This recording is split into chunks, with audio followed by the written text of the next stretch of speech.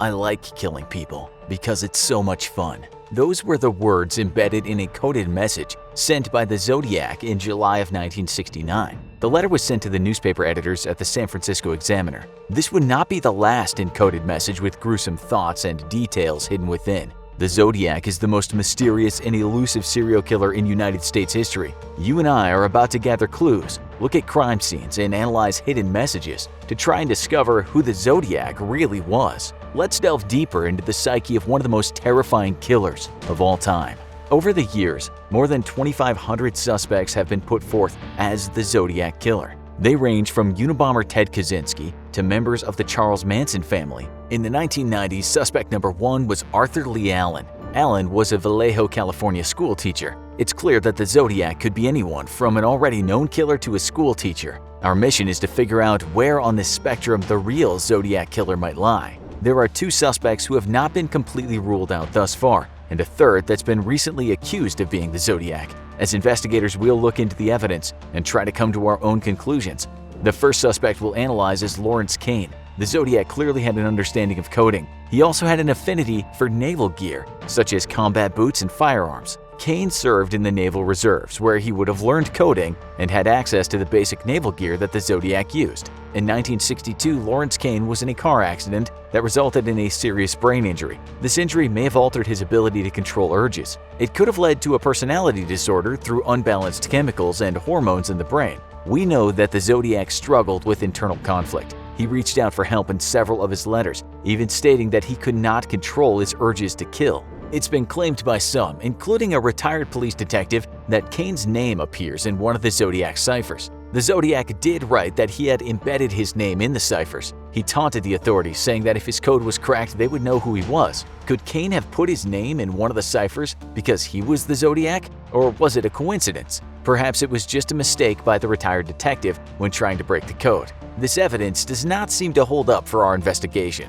Another connection between Kane and the Zodiac is through the murder of Darlene Ferrin. Let's take a closer look into this connection and the crime scene left behind. On July 4, 1969 in Vallejo, California, a 22-year-old mother named Darlene Ferrin and her friend Michael McGough were murdered by the Zodiac. They stopped at Blue Rock Springs Park to enjoy Independence Day. When interviewed after the attack, Michael said that a vehicle pulled into the lot they were parked in around midnight. The driver got out and fired a 9mm handgun at the car. Michael was shot in the jaw, shoulder, and leg but lived to tell the story. Darlene was hit several times and passed away on the ride to the hospital. At 12:40, the police received a call from a gas station payphone. The voice on the other line took responsibility for the shooting. The voice of the monster on the other line said, "I want to report a murder. If you go 1 mile east on Columbus Parkway, you'll find kids in a brown car. They were shot with a 9mm Luger. I also killed those kids last year. Goodbye." The bluntness of the call was the most unsettling part. It was after this confession that the first of the Zodiac letters were received by the newspapers in California.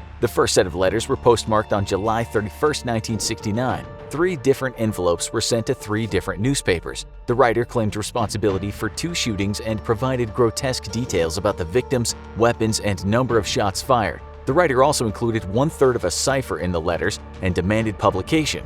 The Zodiac threatened to kill again if newspapers did not publish the cipher and included the words, "I like killing people because it's so much fun." This was the first cipher the Zodiac created, and it was his longest. The cipher was 408 characters long, and it was laid out in a 24x17 grid. When police investigated the death of Darlene Ferrin, her sister identified Kane as a man who would bother Darlene at the restaurant where she worked. Darlene's sister only identified Kane from a photograph, but if there was a connection between one of the Zodiac's victims and Kane, that would be something we should take into consideration.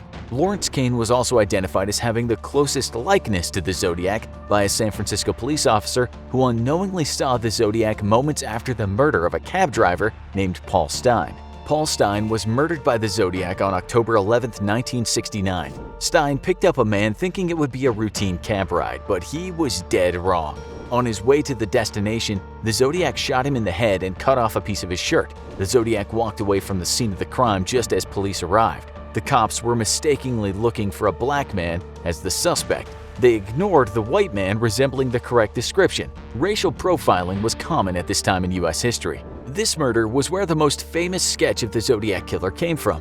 The case was considered just a routine robbery until the San Francisco Chronicle received another letter from the Zodiac. The letter began, "I am the murderer of the taxi driver." The envelope contained a blood-stained piece of Paul Stine's shirt. There could be no denying the Zodiac was responsible. In the letter, the Zodiac mocked the police for failing to catch him and threatened to shoot children on a school bus. On November 8th and 9th, the Zodiac sent 2 more letters, the latter being the longest message he wrote and claiming that police had stopped him near the crime scene but let him go.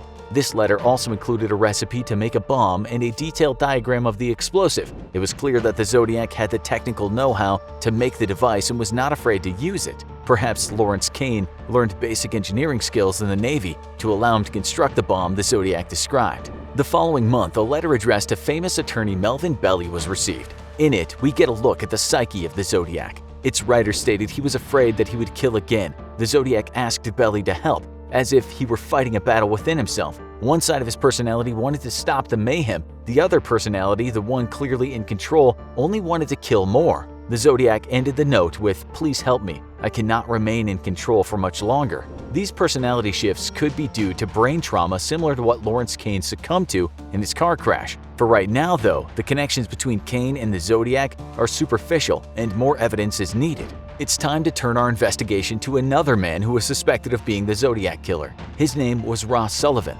Several physical features of Sullivan are reminiscent of the Zodiac. He sported a crew cut and glasses similar to the man in a police sketch from the Stine murder. He also wore army jackets and military-style boots like those that left footprints at the Lake Berryessa stabbing. Let's delve further into the Zodiac murder of September 27, 1969 to see if we can uncover more clues. Brian Hartnell and Cecilia Shepard were relaxing on the sandy shore of Lake Berryessa, just north of Napa, California. A hooded man with a white crossed circle stitched over his chest snuck up and held them at gunpoint. He bound their wrists and once they were secured, plunged a hunting knife into Hartnell's back 6 times. The Zodiac then stabbed Shepard 10 times. To complete the crime, the Zodiac walked over to Brian Hartnell's car and used a pen to draw a crossed circle on the door. He then wrote the dates and locations of the previous attacks. He called the Napa police and reported this horrific double murder. Among the evidence that was uncovered at the scene were military boot prints. However, there's no direct link to Sullivan in this case except his similar attire.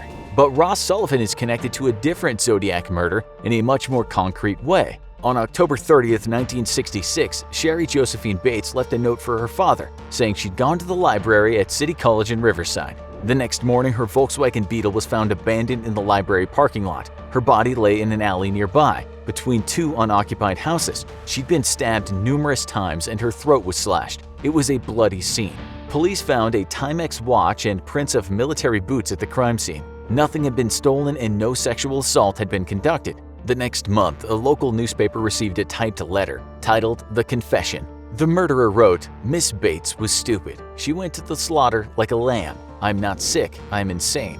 These words made the authorities shudder. They were dealing with a man who had lost touch with reality. At first, it was unclear if this was a Zodiac killing. In April of that year, the police received another letter stating that Bates had to die. There will be more. The letter was signed with a symbol resembling the letter Z. Could the Z stand for Zodiac? Detectives later determined that the Zodiac was to blame for the murder due to similarities between Bates's murder and his other killings. Then, the smoking gun arrived in a letter to the San Francisco Chronicle. The Zodiac confirmed the authorities' theory that he had murdered Bates. The letter stated, "I do have to give them credit for stumbling across my Riverside activity, but they're only finding the easy ones. There are a hell of a lot more down there." A scary notion for the police to grapple with. But what does Sullivan have to do with this murder? Well, Ross Sullivan worked at the Riverside City College library where Bates had gone to study and near where the body was found. Co-workers said that Ross Sullivan had made them uncomfortable and disappeared for several days after the murder. Again, this is not conclusive evidence, but it does link Sullivan to one of the earlier Zodiac killings.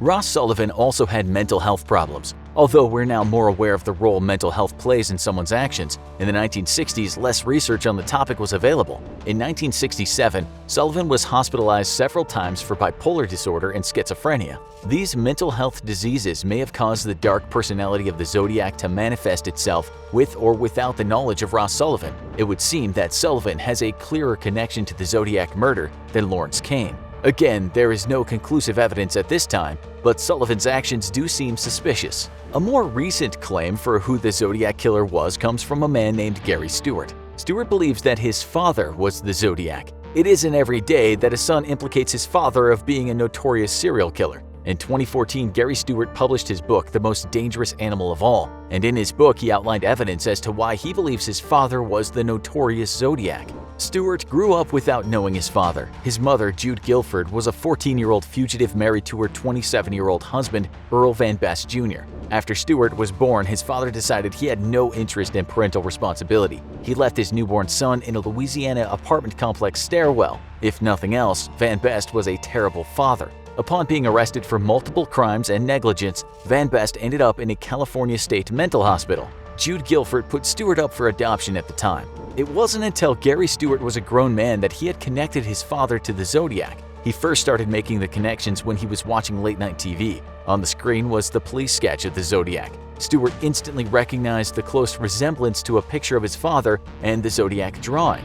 Gary Stewart claims that not only were his father and the Zodiac similar in their looks, but in their interests as well. He states that his father was interested in ciphers. He also mentions that Van Best had a deep connection to the Mikado.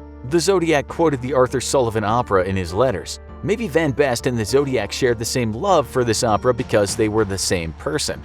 Gary Stewart also claims that his father was in the right place at the right time. Van Best lived right around the corner from where the Zodiac hailed Paul Stein's cab and murdered him in 1969. These connections are circumstantial at best, and no definitive evidence connects Van Best to being the Zodiac. Later in his research, Stewart begins to become more conspiracy-oriented. He claims that since his mother eventually married a San Francisco detective named Rotea Guilford, that the police are covering up Van Best's identity. This seems far-fetched, but Stewart says it may have been to protect Rhoda Guilford from being associated with the Zodiac's first wife. Stewart believes that there is one piece of evidence that proves without a doubt his father was the Zodiac. In one of the Zodiac's most intricate ciphers, the word Best appears. This could be a coincidence or the cipher being read wrong, but to Stewart, it is the smoking gun that his father, Earl Van Best Jr., was the Zodiac.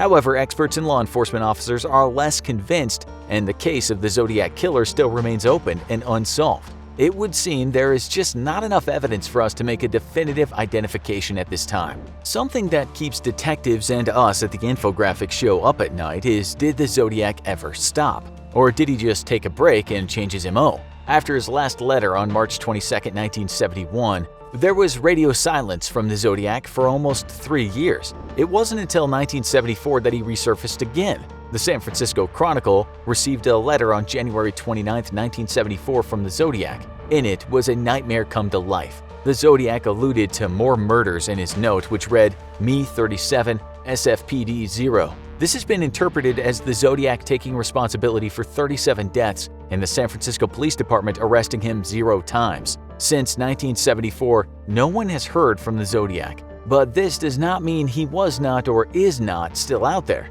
What happened? Where did the Zodiac go? Why did he stop killing, or at least stop claiming his murders? According to the FBI's National Center for the Analysis of Violent Crime, serial killers may stop murdering others if something significant changes in their life. One theory as to why the Zodiac stopped is that the police were coming too close to catching him. This may have scared him into changing his ways. However, this does not seem likely as he constantly mocked the police for not catching him. Another possibility is that the attention he was receiving from his letters and ciphers were a substitute for killing. Or it could have been something as simple as growing older and less able to carry out his murderous desires. Some psychologists have hypothesized that the Zodiac may have recovered from an identity disorder or multiple personality disorder. As he recovered, he could have lost the urge to kill, or perhaps he was institutionalized and we just don't know about it. Yet the scariest theory of all is that he just kept killing and never took responsibility for it. He even later said in a letter postmarked November 12, 1969, I shall no longer announce to anyone when I commit my murders. They shall look like routine robberies, killings of anger, a few fake accidents, etc. It's impossible to tell if he kept good on this promise unless we find out who the Zodiac was. If nothing else, the Zodiac is still the stuff nightmares are made of. We know of at least 5 confirmed murders he committed, but it is possible he had 37 or more victims. Some of his ciphers still have not been cracked and may hold clues to his identity. The Zodiac Killer case is still an open and ongoing investigation. As of yet, there is no definitive answer to who the Zodiac was or if he is still out there. Now it's time to check out the Zodiac serial killer. How did he evade the police? Or could this be the deadliest serial killer in the history of mankind? We can't promise you'll still want to leave your house after watching these videos though.